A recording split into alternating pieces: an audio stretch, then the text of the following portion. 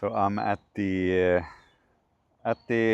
water where I usually run every morning and feed. Also, I go here feeding the birds, my friends, the ducks and the doves and everything. So I have the mic set on noise suppression because they're quite talkative, these ducks and birds.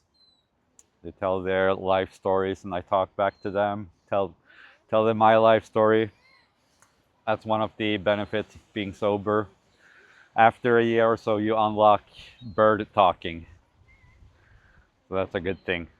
No, but so today I wanted to talk about sobering up solo versus healing in a group community. So for the bigger portion of my life, the bigger portion of my sobering up from this addiction, the pornography addiction, is solo.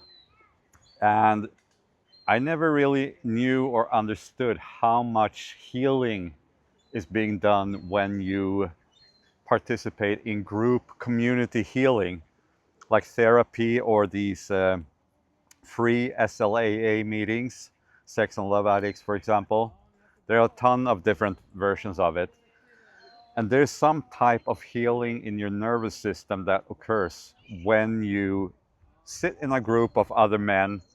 You you become vulnerable, you share your story, your deepest secrets, and you don't get rejected from the group. There's something primal about it, like all of this shame built up from the porn addiction and the kinks and everything that you so disgusting and shameful and all of that. When you sober up solo, you suppress that shame. You can feel good solo. I felt really good do, working out, running and everything, but I still had that shame deep within me. I just didn't know it. And I realized that when I first participated in the group therapy that I'm working at right now, because I work like some days I work as a leader, I help lead and practice as an intern, and then some other days I am a patient. So it's like a mix because there are patients there who has been sober for a lot longer than me, like 3-4 years. So and I noticed that when I share my story and they nod at me, they recognize my story, they listen to me, they don't judge, they don't shame me or anything, something within me heals.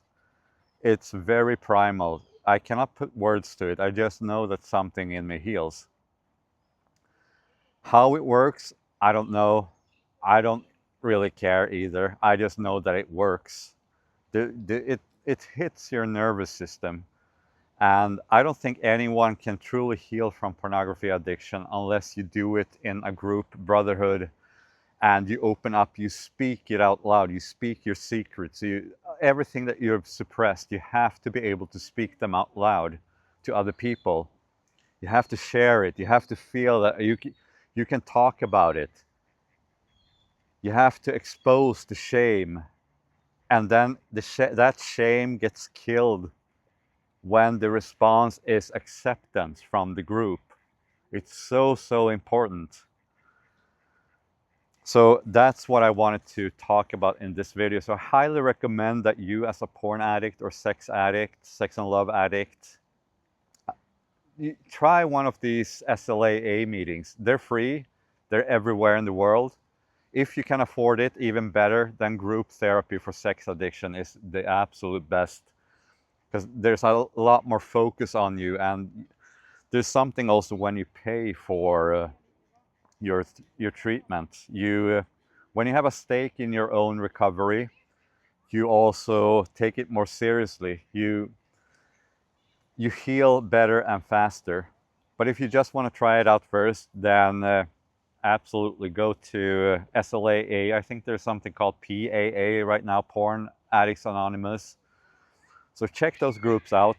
That's what I also wanted to start at some point in my life mission and life goal, to create that sort of forum and environment for younger people. Imagine being 16, having access to that shameless, or the free of shame, free of judgmental brotherhood and community led by someone like me with experience and wisdom, guiding them towards healing, towards trauma healing, towards a better path in life, towards recovery before this addiction has taken too much of a hold on them, like they had for me. And I don't know how many recovers from such an insane multi-addiction that I've had in my years, but it's probably not a high number. I'd say more, by far more than not actually stay addicts their entire life, I would estimate. Because I would not wish the path that I have taken on even my worst enemy.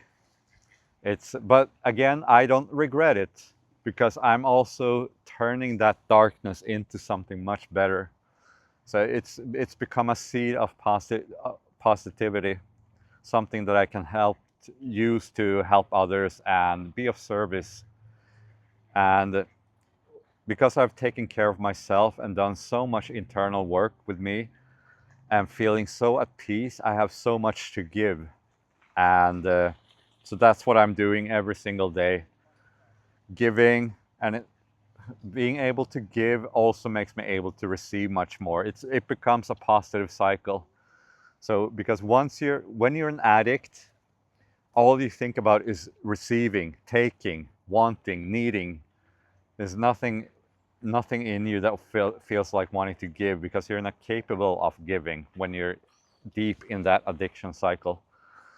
So with that said, the message of this video, really check out some type of group.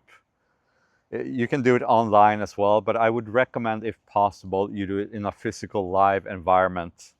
There's a different type of healing occurring in a physical live environment, but there's also a lot of healing being done in online environment.